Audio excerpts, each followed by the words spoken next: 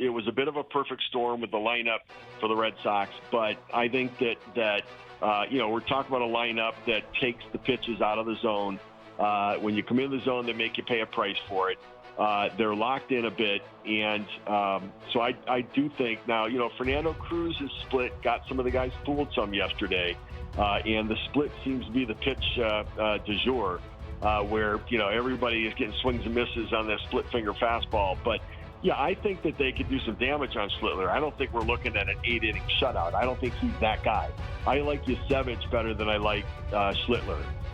And I think that so I do think that but Schlittler, listen, he's a good young pitcher, and he's got the 100-mile-per-hour fastball in addition to the split, but a split's not as good as Yasevich. So, and his release point's not, and he's young, and so and he's not pitched all that great this year against Jay. So I think they've got a shot against him. But I don't think that, they're going to win a 3-2 game. They need to score some runs. Yeah, it feels like it's just going to be a shootout again tonight, man. Like, it's just going to be one of those nights, multiple home runs on both sides, and maybe whoever gets to like 8 or 10 tonight is going to win the game. But it's been fun so far, and the beauty of it is we get to see how it plays out tonight. Always great catching up with you, Steve. Enjoy the games. We'll do it again soon. All right, you got it, guys. And Detroit just tied it up on Seattle. Seattle was up 3-0. Detroit's now 3-3 with runners on first and third, 2 outs in the fifth. Love it. Mama Phillips will be happy about that. All right. Yes. Love hearing All right, that. guys, thanks, Steve. Steve Phillips, our TSN Baseball Insider. Yeah, it's Tigers staying alive. They got it. Got to win this one. Got to win this one. Cubs have to win. Dodgers have to win. Yankees have to, Phillies have to win. Yankees have to win. Like 4 closeout games. That's you know what? I love all sports and I watch them all, but you know what? 4 elimination games in October in one night. That's a pretty cool product they're putting out there. Yeah, it is. And then you got Leafs Habs tonight. Battle of Alberta tonight. Vegas, LA tonight. So you got Eichel, who just signed, and Mitch Marner making his debut at home. Like, I'm going to be up until 2 in the morning tonight. Yeah. I can already feel where this is going, and I'm more than happy to do that. Vegas, LA. LA's already probably like, we need a win in Game 2 after getting pumped by Colorado. That's how the stress factor works. Game 2, we better do something good tonight. Pumped at home, and then you got to go to Vegas for their home opener. Yeah. You're right. You start the season 0-2, you're like, everyone's pissed. Time. That's how long it takes. 48 hours. Everyone's pissed. It's quick. Hour 2 coming up. Overdrive continues. TSN 1050 and on TSN 4. This is Overdrive with Hayes, Noodles, and the O-Dog on TSN 1050.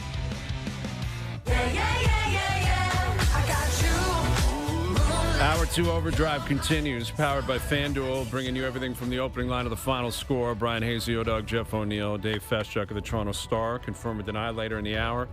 Insiders coming up. Darren Dreger, Chris Johnston. CJ will be down at the Leaf game tonight. Leafs Habs. And it's funny how, like, they overshadow the beginning of each year, right? Where when the Jays were in spring training and then coming up, it was like, go stand over there. The Leafs are coming down the stretch. Leafs are in the playoffs. And the Leafs took up so much oxygen. And the reverse has really happened here over the last few weeks. An incredibly quiet camp for the Leafs. Like, just not much going on. No. Easton Cowan, for some reason, has been recalled but not playing tonight, which I'm a little bit confused by. Yeah, after Berube has been pumping his tires, including on the show yesterday. It's weird, Hayes, how they said they continue to say they love him, they like what he's doing, they think he's an NHL player, and yet he gets called up to not play. Where if a guy like that, I only say this because I did it myself, it's a weird vibe. I got called up, played 1 game, maybe 2, and then I was scratched. Like, it was so weird coming off a warm-up, and Paul Maurice was the assistant coach, and he just gave me the head shake where he's like, you're out. And he did it like 10 games in a row, and I'm like, 10 games in a row? Healthy? I'm like, this is bad news. But then all of a sudden there was a coaching change, and he said, you're playing. So it's going to be fascinating what they do with the guy, because he doesn't just need to put his jersey on. He's got to, like, play. Yeah, he's got to be a contributor. Like, I think the upside here is tremendous, and they got to be careful how they how they bring them into the league, how they introduce them to this league, and how they bring them along, because you can screw this up, right? Like if you don't do this right, you don't put them in a position to succeed. And to O's point, we know many situations where guys have been, put in those healthy scratch situations, or, languished in the minors when they thought they should have been playing in the NHL. It's a dicey prospect considering they have so much depth at the forward position. There's no clear-cut guys that are going to make a difference. So he's got to earn a job. At the same time, you got to give him the benefit of the doubt. Yeah, and again, it's Berube's call if he plays tonight, though. Right? Yes. Like, that's the way it goes, so you can't have it both ways. Berube wants him to play, while Treliving wants him to go to the minors. Well, Berube fills out the lineup card. Exactly. He got called up. It's never that clear-cut. Generally isn't, and then why is he up? I don't know. I mean, maybe it's because the Marlies haven't started yet, and Treliving wants him to start there. It could be that easy, and they're just not being open and honest about it, that they want him to start in the American League, give him 20 games down there. Later in the year, he'll be available. It's possible. But nonetheless, with or without Cowan in the lineup, the Leafs are playing tonight. And I think it was Lance Hornby that tweeted out today that Keith Pelly was giving a little pep talk to the guys this morning. Mm-hmm. I don't recall anyone doing that in the past. Shanny popping in there for a pep Did talk. Shanahan do that? I just think Shanny gave a lot of pep talks. I don't think I he was just the don't know pep what you're talk going to guy. say to the fellas. Like, are you bringing up the Ryder Cup again? I just don't know what's. The Argos I don't know. Pills agreement. Just want to chime in on that. I don't I'll tell know. you guys, I mean, I've seen Keith speak in front of a group a few times. He is Compelling guy. an energy guy. Mhm. Okay, he brings energy into a room. So Hey, maybe that's all it takes, Yeah. Fast Chuck. If you got energy and you can pump some, go ahead, fire away. he's a belief guy. Like he can get you believing in yourself. I think that's his skill. I think he can come in there and say, "I believe in you. This is why you should believe in yourselves. We're all behind you. We're going to give you every resource this massive organization has to give you, and we believe you can get it done." Okay. I like that idea. I'm okay with that. Now, the cynic in me, I'd ask the former athlete, though, like, if the players sit there, are they, like, waiting for the pep talk from the president and CEO? Did the Leafs actually think they work for Keith Pelly? I guess would be the way I would phrase it. Like, I hear what you're saying, Festchuk. If you work, if you're an assistant, an intern, or someone that's trying to move up the chain, that can be amazingly compelling.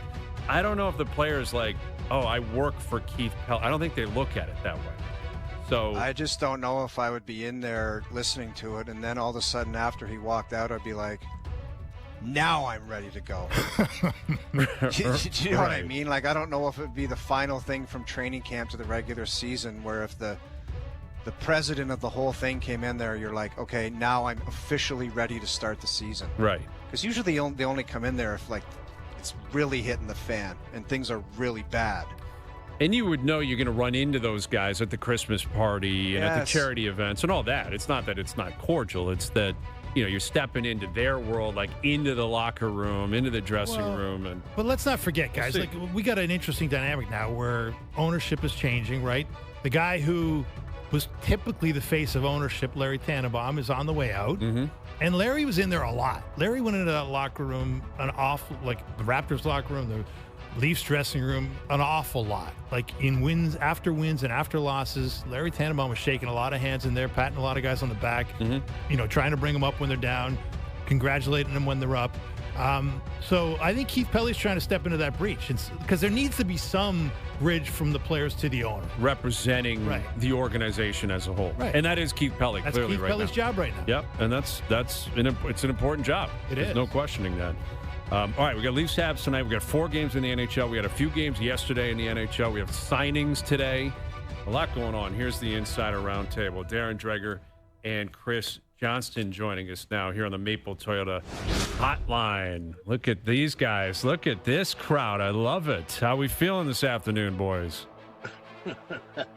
I'm feeling pretty good. Oh. I'm actually parked.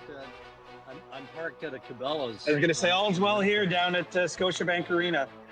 Okay. And Dregs, you're in Winnipeg. Is that where you are right now? Where are you? Yeah.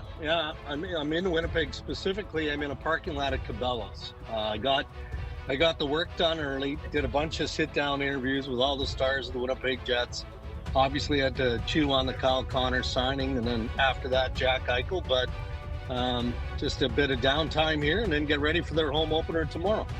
Okay, beautiful. Well, in terms of those signings, I guess we'll begin with you, Dregs. This is a theme happening throughout the league where if you are a star player, you stay in your respective market. Player wants to stay, GM and owner wants to keep you. And outside of Mitch Marner, everyone else has been kumbaya so far. Is this just the new NHL? And for how long is this going to happen before a superstar decides I'm actually going to test free agency? Yeah, I mean, that's a good question. And there's some good players that are obviously entering the final year of their contract that will be decent unrestricted free agents. But to your point, Brian, not to the level of Jack Eichel or obviously Connor McDavid. Kyle Connor, Kaprizov in Minnesota. But these are all cornerstones of their franchise, right? No different than Kaprizov in Minnesota. The Winnipeg Jets couldn't really look into the crystal ball and see a future, productive future without Kyle Connor. And Kyle Connor embraces what Winnipeg is all about. He's one of those guys like Connor Hellebuck, likes the outdoorsy sort of life. He's got a young family. So it makes sense for him to likely tie his wagon for the rest of his career to the Winnipeg Jets. And I would apply that same logic to Jack Eichel. Now, Jack Eichel's getting more money, $108 million, a heavy front-loaded contract, right? But he sees the Vegas Golden Knights as near perfect fit for him. The Vegas Golden Knights see Jack Eichel as a perfect fit for them. So why mess with it, right? Just get it done and live your professional life the way you want to. And know that you're a contending team and you have a chance almost annually to win a Stanley Cup. Dregs, did any of these guys have a mandate where it was like, this better get done before the season, or they pulled a Phil Kessel and they didn't want to talk throughout the season? And it seems like prior to drop of the puck, they had to get these done. Was that a mandate for any of them?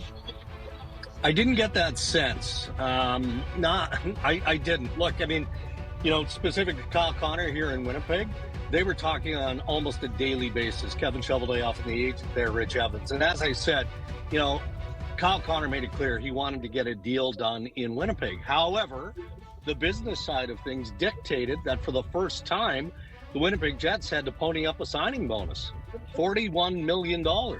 It's not chump change. So there was an appetite to get it done. Nobody wanted it to be a distraction. And in a small market like Winnipeg, I can tell you guys, this is like going into game one of a playoff series. Like, the city isn't electric, but there's a buzz because of this contract extension. So I think McDavid didn't want the distraction, and Jack Eichel's probably the same. They just wanted to get it done. But I don't think there was an actual mandate on it. With Darren Dreger and Chris Johnston. And CJ, you said you're down there at Scotiabank, and we were talking about this, the Leaf lineup prior to you guys coming on. And we had Craig Berube on yesterday, and he was pumping the tires of Easton Cowan like he has for 3 weeks, and saying he's ready and we want him up here and maybe he will be available, kind of tipping his hand a little bit. And then Cowan gets called up tonight, and he's with the team, but he's not in the lineup, which would be Berube's decision. So how do we juggle this? Why does Berube love Easton Cowan, think he's ready for the NHL, but he's not playing tonight? Well, I think two things can be true at once. The Leafs feel that Cowan performed more than well enough in training camp that he earned a spot on the team. And that's, that was reflected in the way Berube has spoken about him really since the early days of camp, right through to here, the start of the season. But the flip side of that, I think at the same time is, they don't want to put too much on his plate. And I think that they're kind of going through, those two things. And really it's kind of a weird last few days, I have to feel, for Easton Cowan, because he had such a good camp. It was all positive. And then because of the way the cap works, the Leafs sent him down as part of the gymnastics they were doing, just for a day. But, it means he couldn't practice yesterday with the team, and then rejoins them now. He's a scratch in game one. I mean, I would think he's a good bet to play in game two for them this weekend in Detroit. Now, no guarantees. If they win 6 or 7-1 tonight and everyone has a good game, it might be tough to take, someone else out of the lineup at that point. But, generally speaking, they obviously want to get him back into action here with the team, I think, pretty quickly. And if not, he'll go back to the HL. But the Leafs are in a tough spot with this player because I do think that they're kind of wrestling with what's the best for his development. But also the league has changed the rules this year. And if any player gets sent to the AHL, they have to play a game now. So it's not like you can send a guy up, down one day, up the next day, and all of the stuff that we used to see in the past.